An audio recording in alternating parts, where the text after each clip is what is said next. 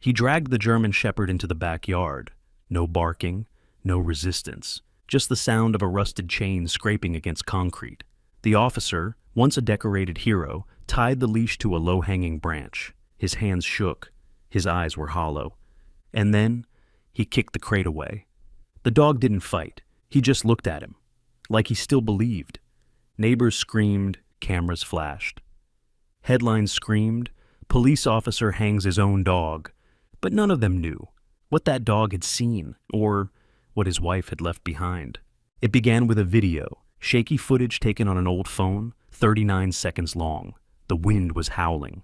A rusted chain clinked against bare metal, and then, framed by the dead limbs of a leafless tree, the camera caught it. A German Shepherd, suspended by the neck, barely conscious, his paws scraping helplessly at the dirt below. There was no struggle, just slow, twitching movements and eyes that didn't blink. The video, posted by an anonymous neighbor, exploded across the internet within hours. Hanged like a criminal, one headline read. When justice fails, monsters wear badges, screamed another. And the most damning of all, police chief caught in shocking animal abuse case. Because the yard where the dog was found didn't belong to a stranger or a criminal.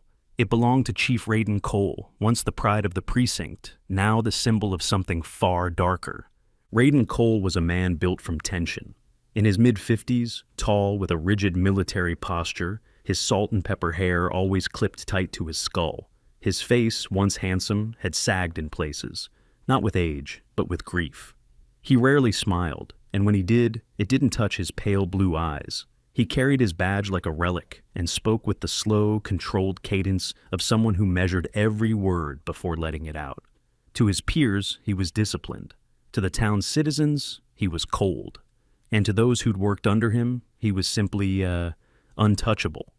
But that was before the video, before the headlines, before anyone had a reason to call him monster. The house in question had long stood empty, a 2-story clapboard shell, sagging at the eaves and veiled in ivy. It had been his once, shared with his late wife, Amelia, before her death 2 years prior. After the funeral, Raiden locked the door and never returned. At least, that's what people believed. But on the morning after the video dropped, uniformed officers broke through the gate and stormed the property. What they found froze even the most seasoned among them. The tree, an old sycamore, stood in the center of the yard like a withered sentinel. A length of chain still swung from one of its branches. Below it, a large, disheveled German Shepherd lay on his side, breathing in shallow spurts. The X-shaped scar over his right eye was unmistakable. His coat, once dark gold and black, was now matted with blood and dust. His name was Ash, 7 years old, male, and previously registered with the department's K-9 unit. Loyal, intelligent, and unnervingly intuitive. Ash had saved lives, disarmed suspects, found missing children, and more than once had taken bullets meant for his handler. That handler had always been Raiden Cole. The town couldn't believe it, wouldn't believe it. Not until the evidence became irrefutable. The chain had Raiden's fingerprints. The veterinary report listed deliberate bruising, strangulation marks, and signs of long-term neglect. The timeline matched. No one else had access to the property. No intruder, no robbery, no accident. It was murder, almost. Ash somehow had survived. The media took hold of the story like wolves on a wounded deer. Every station, every influencer, every angry voice behind a screen. They called for Raiden's arrest. His badge. His blood. Protesters gathered in front of the police department, wielding signs shaped like paws. And when the precinct finally responded, they did so quietly, with a press release confirming that Chief Cole had been suspended indefinitely pending investigation. By that point, the nickname had already stuck. The cold-blooded cop. Among those who watched the storm unfold was Leah Brennan, a 22-year-old volunteer at the Willow Creek Animal Shelter, where Ash had been taken for emergency treatment. Leah was slight, with wiry arms and short, frizzy curls she often tucked under a baseball cap. Her eyes were dark, thoughtful, and permanently creased with worry. She had once been a talkative girl, bright and eager, but after surviving an abusive foster home as a teen, she had learned how to listen instead of speak. Animals had become her salvation. When Leah saw Ash for the first time, something inside her twisted. Not just because of the wounds, though they were horrific, but because of his silence. Most abused dogs whined, cried, flinched. Ash did none of those things. He lay still, eyes open, watching, waiting. There was intelligence behind those eyes. Pain, yes, but not fear. A kind of haunted patience, like a soldier left behind enemy lines, still waiting for orders that would never come. She sat by his cage for hours that first night, not speaking, just breathing alongside him. When the vet came to check in, she whispered only 3 words. "He's still loyal." The vet, a quiet woman named Dr. Harris, shook her head sadly. Loyalty like that? It'll kill him. By the end of the week, the mayor had issued a statement. The department launched a formal inquiry. Protesters were now camping outside Raiden's cabin, which sat deep in the woods off Highway 23. No one had seen him since the suspension. Until the day someone did. Sarah Mendez, a local reporter for Channel 9, spotted Raiden standing in the back alley behind the animal shelter, hidden, watching through the chain-link fence. Sarah, 35, fiercely ambitious, with sharp cheekbones and sharper words, tried to approach him, camera in hand, but he vanished into the mist before she could speak. "He was just staring at the cage," she told the station later, "at the dog. Not angry, not sad, just empty." Rumors spiraled. Some said Raiden had finally lost his mind. Others believed he had abused Ash for years and only now had been exposed. But a few, those who remembered the man before Amelia's death, whispered a different theory, that something had broken inside him when she died, and whatever remained, just wanted to forget, even if it meant silencing the last creature who remembered her. By the end of the month, Ash had stabilized. He could walk, though slowly, eat, though reluctantly. His body was healing, but his eyes, those tired, loyal eyes, remained fixed on the door, waiting for someone who might never return. As for Raiden, his badge was turned in, his gun locked away, his name, once carved in plaques, now scrawled in protest signs. No one could understand why a man who owed his life to a dog would try to kill it. No one but Raiden. And he wasn't talking.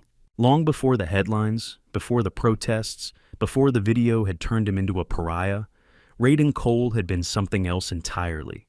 He had been respected, admired even. A symbol of stoic strength and incorruptible duty. His name had been engraved on plaques for valor, his face on the department's recruiting brochures.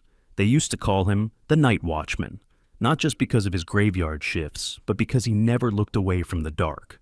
He saw it, stared it down, and kept the light on for others. But none of them had ever seen him smile, not unless Amelia was around. Amelia Cole had been the kind of woman people remembered without knowing why. She was slender, with a narrow face and hazel eyes that crinkled deeply when she laughed. Her presence was quiet but grounding, like cool water poured over a fevered brow.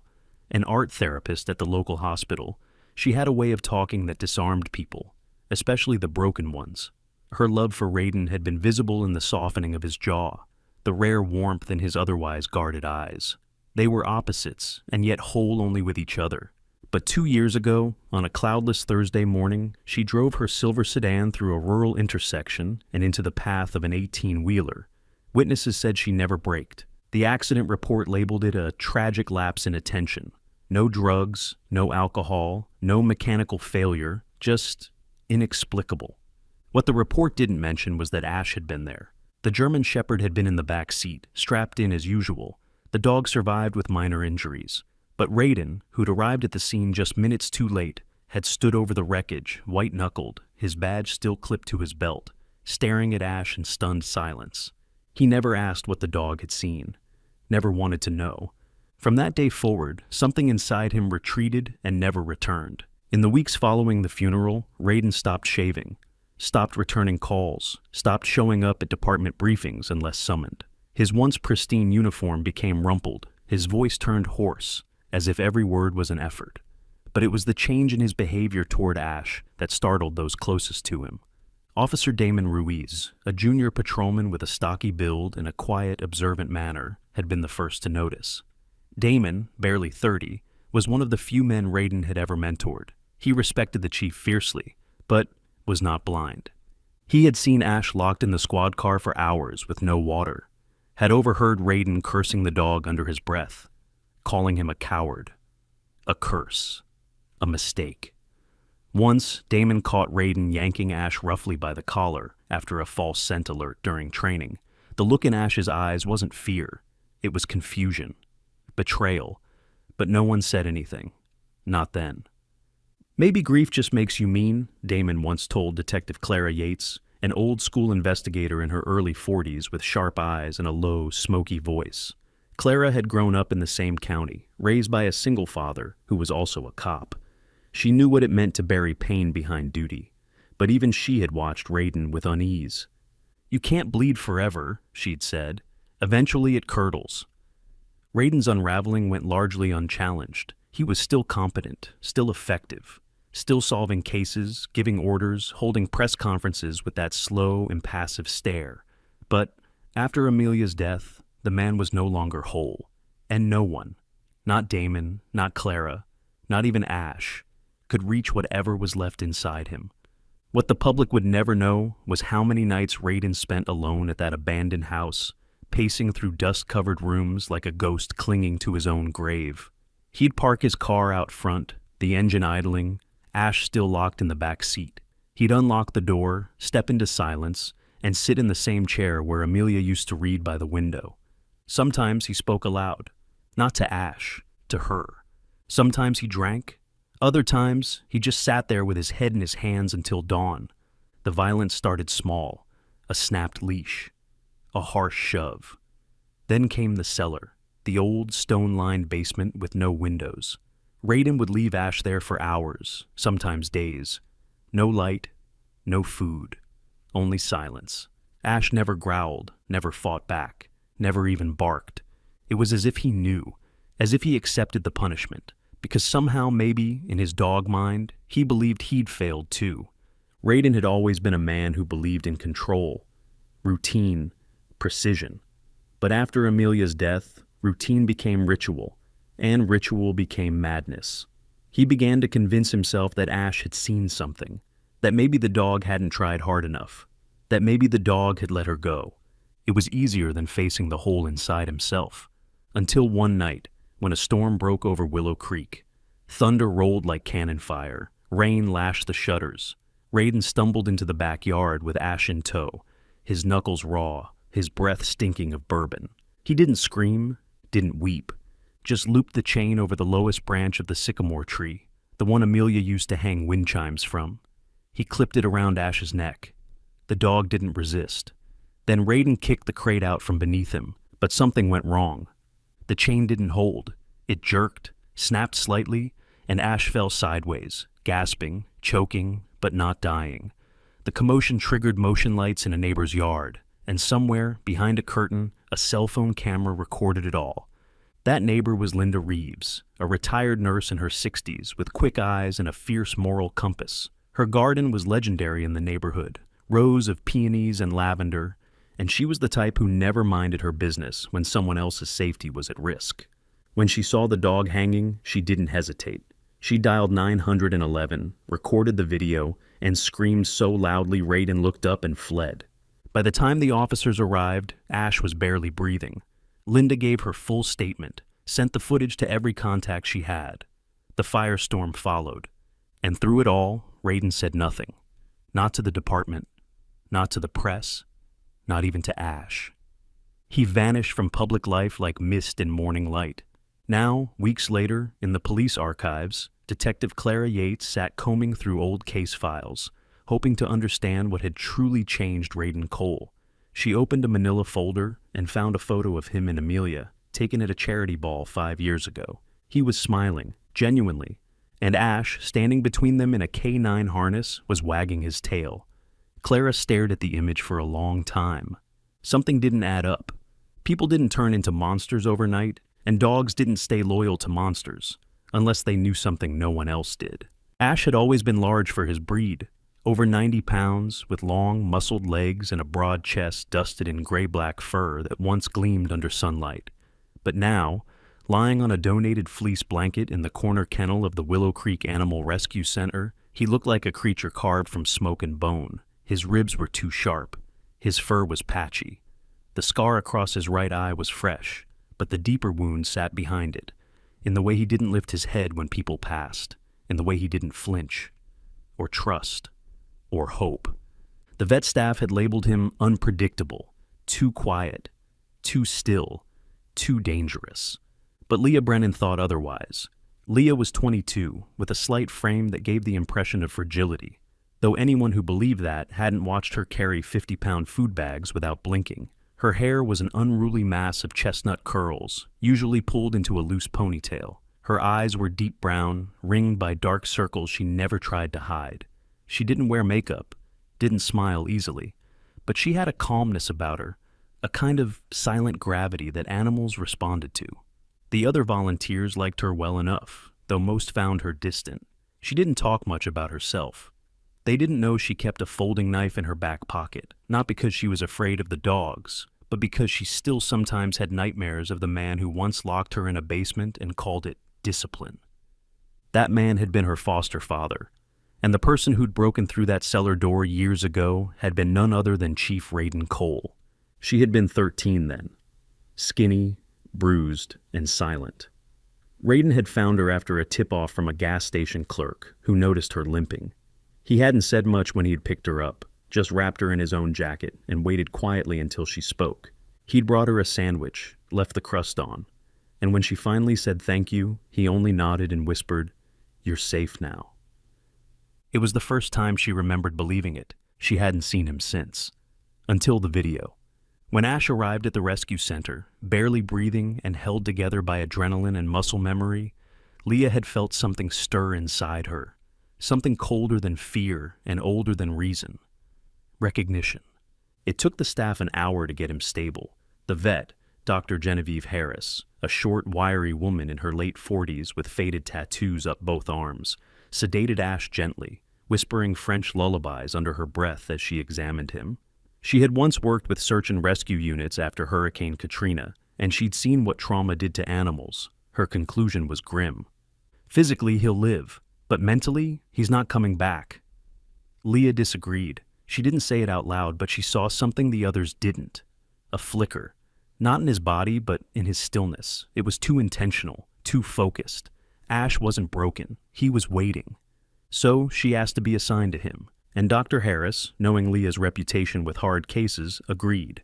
Every day, Leah sat outside Ash's kennel without speaking. She read books to herself, sometimes aloud in a soft voice. Mostly old classics, the kind that made her feel like a child again. She ate her lunch nearby. Sometimes she just sat, legs crossed, elbows on knees, matching her breathing with his. On the 4th day, Ash blinked when she stood up. On the 6th, he shifted his head when she entered. On the 9th, she whispered, "Hey, soldier," and his ears twitched. It wasn't much, but to Leah, it was the beginning of everything. One evening, as the sky turned purple behind the shelter's back windows, she brought a small rubber toy, the kind used in police K-9 training. She rolled it gently toward the bars. Ash didn't react at first. Then, slowly, he lifted his head and sniffed. "Do you remember this?" she whispered. His eyes flicked to hers. She tried a command she'd found in an old police dog manual. "Find it." Ash stiffened. For a moment, he did nothing. Then, like a machine awakening from sleep, he reached out a trembling paw and pulled the toy toward him. Leah exhaled so softly it felt like prayer. Outside, in the parking lot, Detective Clara Yates sat in her unmarked cruiser watching through the wire mesh of the fence. She hadn't told the department she was there. This wasn't official. It was curiosity. And maybe guilt. She watched Leah interact with the dog. The girl so still, the dog so silent. Two shadows, locked in their own kind of understanding. Clara had grown up rough. Her mother had vanished when she was 10, and her father, a chain-smoking patrolman with PTSD, had raised her like a recruit. She'd learned how to hide bruises under makeup and how to lie to child services. But she'd also learned how to read people. And what she saw in that kennel wasn't a girl and a dangerous dog. It was a girl who had once been caged, and a dog who'd once been loyal, both still waiting to be let out. Inside the shelter, Marcus Tron, the shelter director, came by to check in. Marcus was a tall, gangly man in his early 30s, always dressed in faded band tees and cargo pants. He had a kind heart, but ran the shelter like a clock, partly because order comforted him, partly because his younger brother was autistic and had taught him that predictability could be sacred. Marcus eyed Ash cautiously. "He give you any trouble?" Leah shook her head. "Not once." He folded his arms. "Staff wants him listed as high risk. No one wants to clean his kennel. Even Harris says he's got that dead-eye stare, like he's calculating something." "He's remembering," Leah replied. Marcus raised an eyebrow. "You sure about that?" "Yes," she said softly. "He's not angry, just lost." Marcus nodded, trusting her. He always had. That night, as the shelter emptied out and the building fell silent, Leah returned one last time to sit beside Ash. The fluorescent lights hummed above her. Outside, the wind carried the faint sound of tires on wet asphalt. "You knew her, didn't you?" she murmured. "Amelia." Ash's ears twitched. He didn't move otherwise. Leah leaned closer. "Did you try to stop it? The car crash?" Ash slowly turned his head toward her. Their eyes met through the bars. She didn't expect a response, not in words. But what she saw in those eyes, just for a second, was raw grief. And then, for the first time since his arrival, Ash made a sound. Not a growl, not a bark. A low, mournful whine. The cabin was little more than a skeleton of wood and dust. Nestled at the edge of Willow Creek's northern forest, it had once been a hunting lodge. 3 rooms, creaking floorboards, and a fireplace that hadn't seen flame in years. The furniture was mismatched and sparse, the walls bare. The only personal object in the entire place was a cracked photo frame sitting on the windowsill, facing outward. It held a photo of Raiden and Amelia standing together on the courthouse steps, their hands locked, Ash sitting obediently at their feet, his tongue lolling, a medal around his neck. Raiden Cole had been living here for months now, if living could still describe what he did. He looked older than his 53 years, shoulders hunched, hair graying fast, beard coarse and overgrown. He rarely bathed, ate in silence, and slept only when exhaustion overtook him. His once iron posture had given way to a kind of permanent slump. He no longer answered his phone. The police department had stopped calling anyway. The world had moved on, but he hadn't. Sometimes, late at night, he'd walk down the dirt road into town, hidden beneath a hooded coat, just to stand across from the animal rescue center. There, behind the mesh fence, in the last kennel by the western wall, Ash still waited. Raiden never got closer than the shadows. He'd just watch, for hours. Sometimes, Ash would lift his head. Sometimes not. They hadn't made eye contact since that night beneath the sycamore tree. On a Thursday evening in October, the quiet of Willow Creek shattered. Gavin Mertz, a paranoid drifter in his late 40s with a history of mental illness and weapons violations, walked into Barlow's Market with a sawed-off shotgun and a backpack full of stolen pills. Gavin was tall, gaunt, with wild, unwashed hair and eyes that jittered like broken glass. He hadn't meant to take hostages, but when the store clerk panicked and tripped the silent alarm, things escalated fast. By the time patrol officers arrived, Gavin had barricaded himself in the freezer section with 3 hostages, a cashier, an elderly man, and a child no older than 8. The child, Eli Dawson, had been shopping with his older sister. She'd run for help. He hadn't been fast enough. With the SWAT team an hour away and negotiations failing, Acting Captain Roland Bishop, a young officer with ambition but little field experience, was out of his depth. Bishop was in his early 30s, sharply dressed, clean-shaven, always smelling faintly of expensive cologne. He had risen quickly through ranks, too quickly, some said, and treated leadership like a performance, always in search of cameras. But tonight, there were no cameras, only panic and guns. Bishop made the call to breach, but his team wasn't ready. No plan, no maps, just adrenaline and noise. And that's when someone stepped from the crowd, Raiden. He didn't speak, didn't wait for approval, just picked up a discarded vest from the back of a cruiser, strapped it on, and moved like a man who had walked through fire before. Bishop tried to stop him. "You're suspended, Cole!" Raiden didn't even look at him. "You want the kid out or not?" And then he disappeared inside. Inside the store, the lights flickered, half the shelves overturned.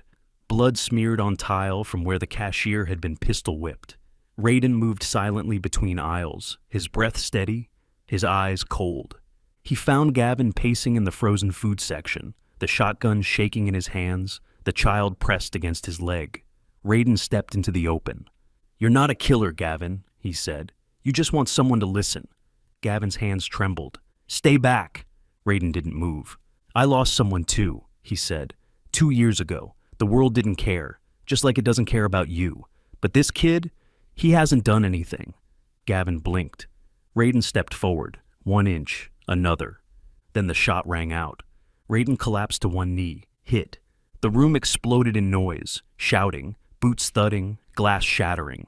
But through the chaos, Raiden crawled forward, dragging himself toward the boy, who stood frozen in fear, his arms stretched out. Blood soaked his shirt. But he reached Eli and covered him with his own body, just as a second shot fired. And then, a sound that stopped everything. A howl, low, piercing, furious. Back at the rescue center, Ash had gone berserk. Leah Brennan, who had been sweeping the floors after hours, dropped her broom in alarm. Ash was slamming against his kennel door, barking. Not wild, but precise. His front paws scratched the lock with urgent force. His eyes weren't vacant anymore. They were focused, tracking something she couldn't see. "Ash!" she whispered. He growled low and pointed his nose toward the far wall, as if he could sense the gunfire miles away. Then the lock gave. He bolted through the hallway, past the open gate, into the night. Leah ran after him, stunned. "Ash!" But he didn't stop. Back at Barlow's, officers surged forward, wrestled Gavin to the ground, kicked the gun aside. Raiden lay sprawled on the floor, one arm still wrapped around the boy, blood soaking through his vest and pooling beneath him. Sirens wailed. Flashing lights turned the store into a strobe-lit nightmare. And then, Ash appeared. He burst through the broken doors like a storm, weaving between legs, snarling at officers who tried to grab him until he reached Raiden's side. The dog lowered himself over the man's chest, teeth bared at anyone who came too close. People froze. It was on the body cams. It was caught by local news crews just arriving. A K-9 once marked for death, now shielding the man who tried to kill him. No one dared move. Ash stayed like that for 10 minutes, unmoving, a sentinel, until the paramedics arrived and Raiden, still conscious, reached up and touched Ash's neck with shaking fingers. The dog whined and didn't leave his side. That night, the footage played across every local news channel. Clips circulated online. A photo of Ash curled over Raiden's broken body trended on social media under hashtags like #LoyalToTheEnd, #AshTheProtector, and #ForgivenessInFear. People who had called for Raiden's arrest now watched with silence. Some cried. Even the mayor released a statement calling Raiden's act heroic. But the man himself didn't speak. He was taken to the hospital, sedated for surgery, slipping in and out of consciousness. Ash refused to be moved. They let him stay in the hallway outside the ICU, lying against the door like a stone guardian. Rain tapped gently against the hospital window like cautious fingers. Inside room 204 of Willow Creek Memorial, Raiden Cole lay in silence. A fresh line of stitches ran beneath his ribs, and his right arm was bandaged from wrist to elbow. The color had started to return to his face, but not his voice. He hadn't spoken since the surgery, only watched the ceiling as if it might confess to something he couldn't remember. Ash was curled in a tight crescent near the foot of the hospital bed. His coat, still rough and patchy, rose and fell with steady breaths. He had refused food unless Raiden touched it first. No one dared try to move him. Nurses came and went, some whispered, some just stared.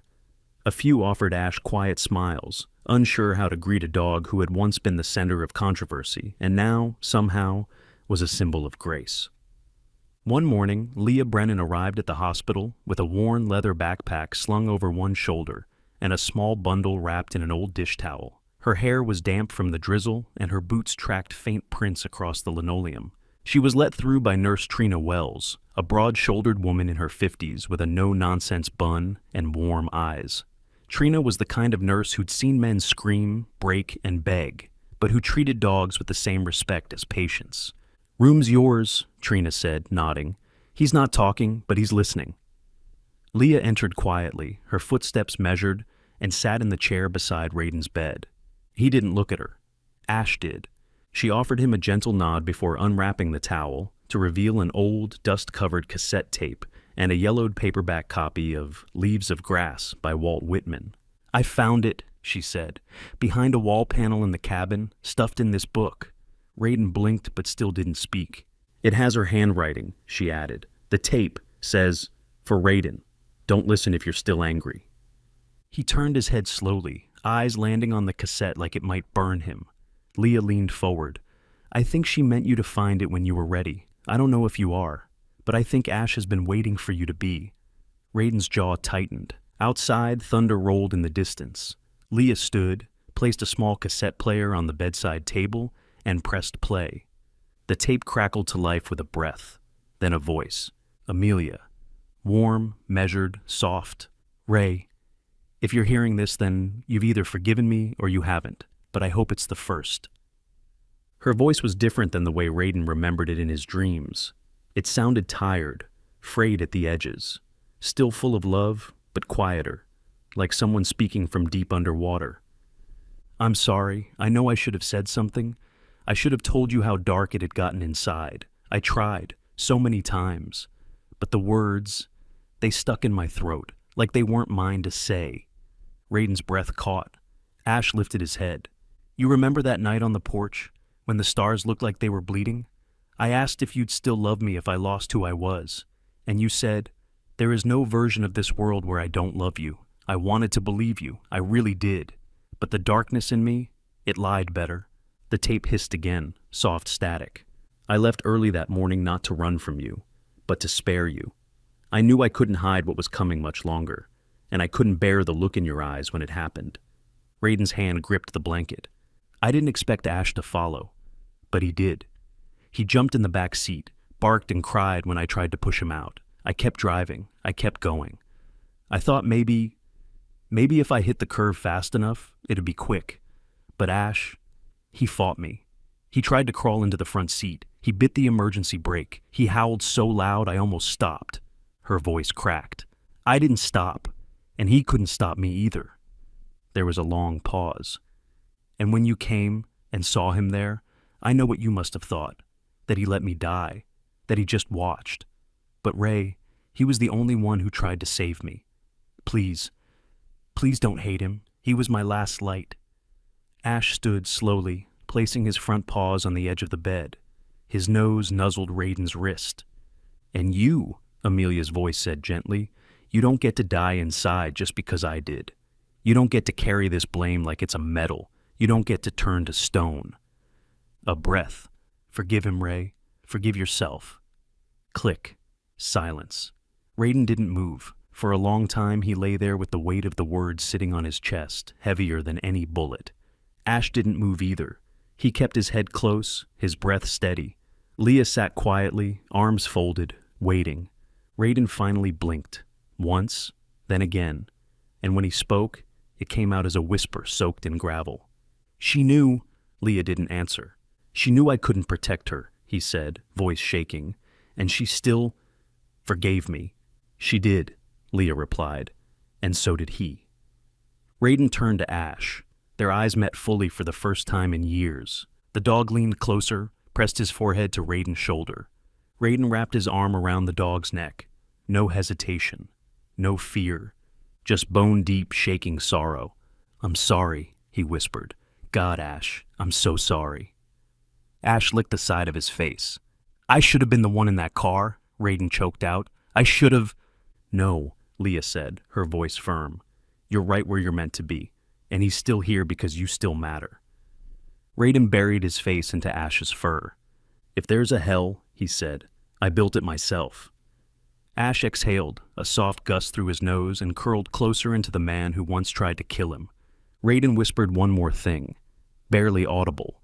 "I'm the one who should have been hanging." The Willow Creek Animal Rescue Center sat on the outskirts of town, a low-slung structure built from cinder block and goodwill.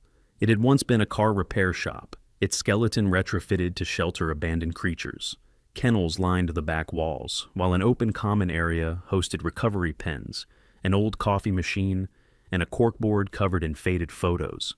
Dogs with new families, cats sunbathing on porches, smiles sent like postcards from better days. Leah Brennan had spent the better part of 2 years inside these walls. It was her sanctuary, her church. But on a cold November night, the scent of ash returned. Not the dog, but the kind that devoured wood and memory. It started with a flicker in the back hallway, then the hiss of smoke, thin as a whisper.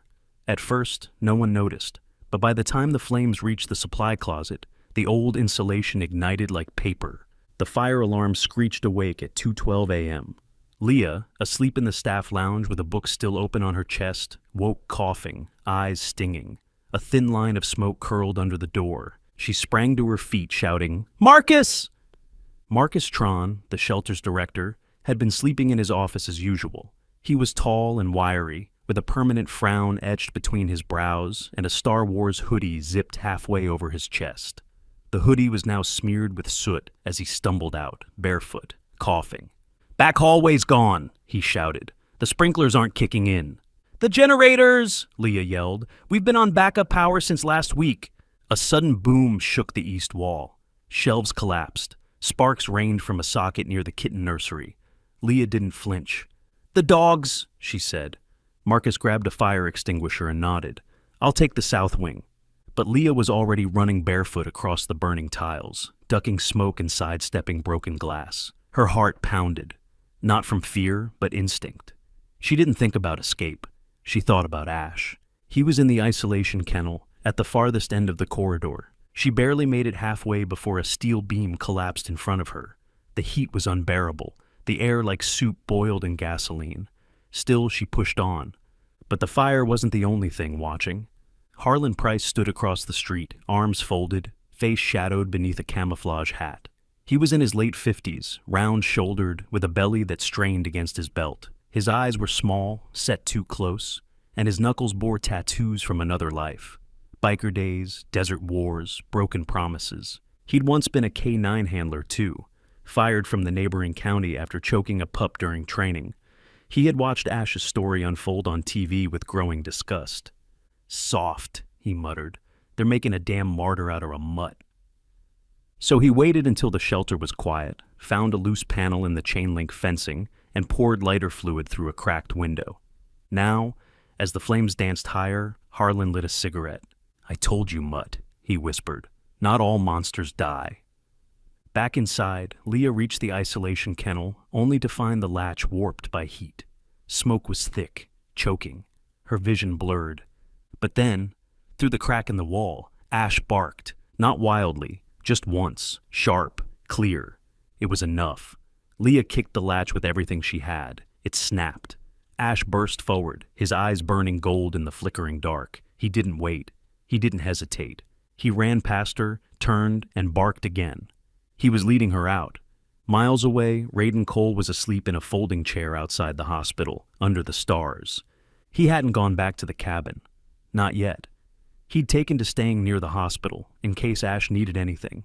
He'd made peace with the whispers, the stares, even the forgiveness. He wasn't looking for redemption anymore. But then his phone buzzed. A message from Sarah Mendez, the reporter who'd once hunted him with a camera and now brought him hot coffee on cold mornings. Sarah, with her windbreaker always one size too big and her notebook that never ran out of pages. She was sharp, often cynical, but something had shifted in her too after the hostage rescue. She stopped chasing his downfall and started chasing his truth. Her text read, "Shelter on fire. They say it's bad." Raiden was on his feet before he finished reading. When he arrived, the fire trucks were still hosing down the last embers. Charred metal lay like bones across the parking lot. Smoke hung low, thick with the stench of plastic and fur. He didn't wait for permission.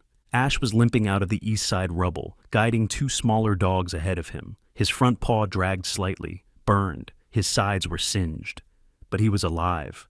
And so was Leah, coughing, holding a tiny trembling beagle pup in her arms. Raiden scanned the wreckage. Somewhere behind it, he heard yelping. Without a word, he ran in. Firefighters shouted, but he was already past the caution tape. In the back corner of the crumbled hallway, beneath a fallen beam, he heard it again. A whimper.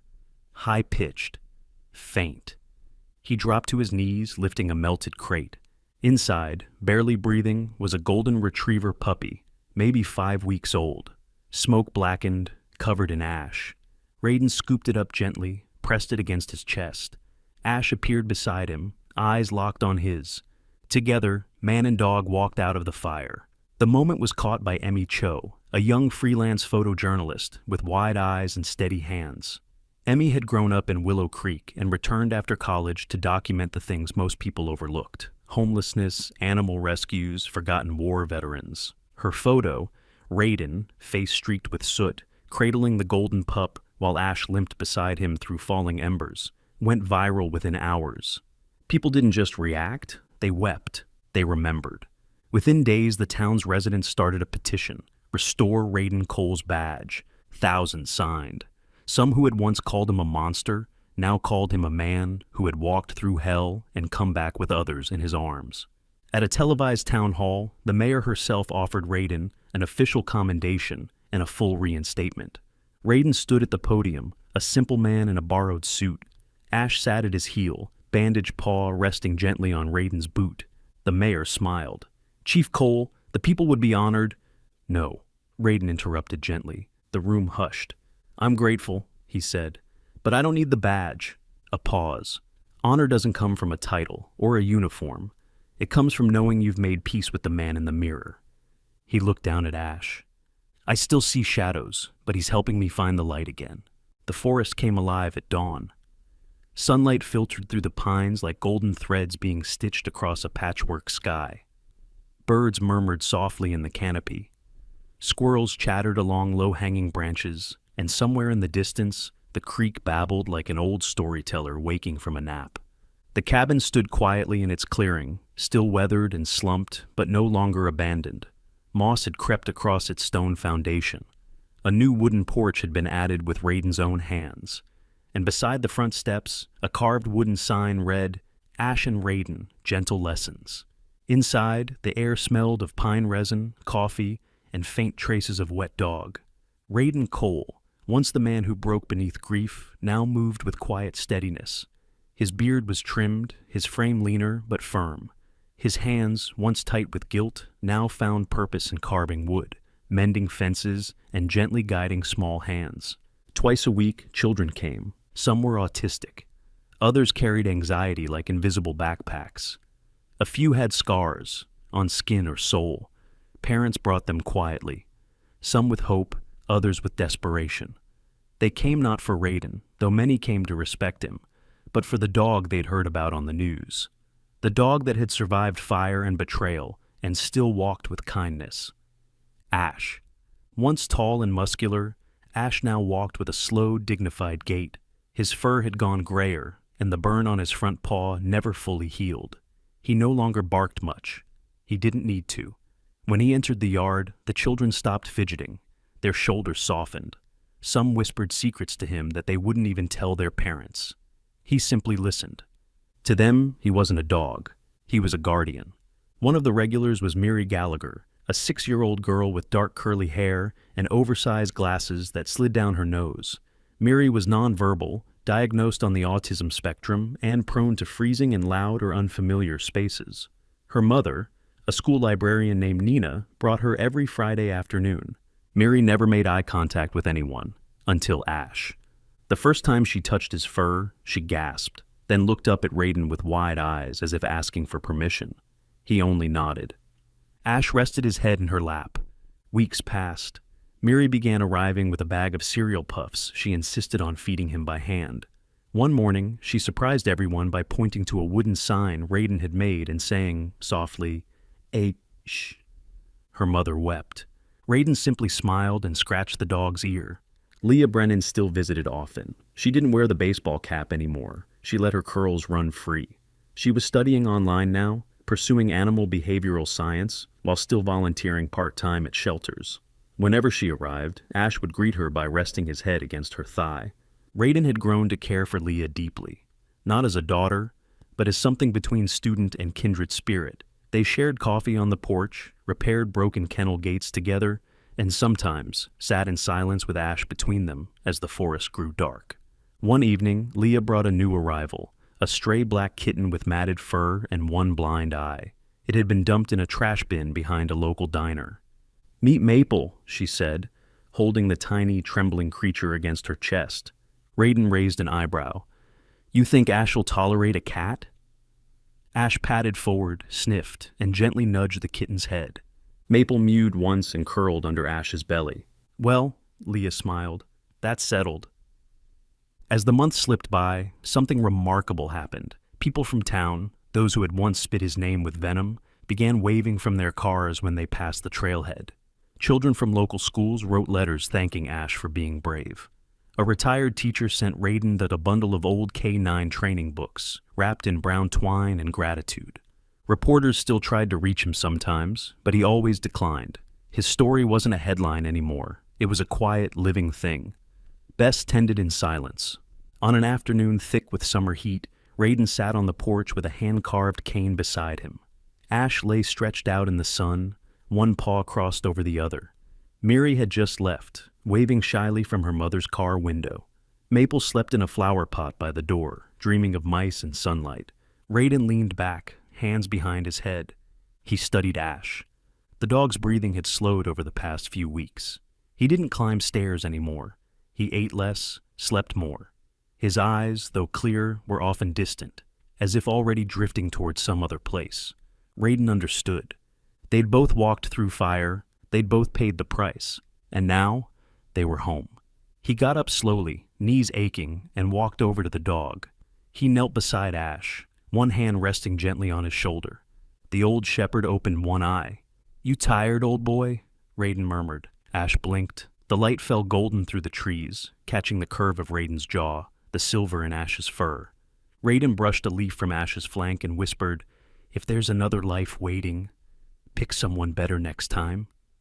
Ash didn't lift his head, but he did wag his tail, once, and then, with his muzzle resting against Raiden's boot, eyes closed, body warm beneath the fading sun, Ash went still.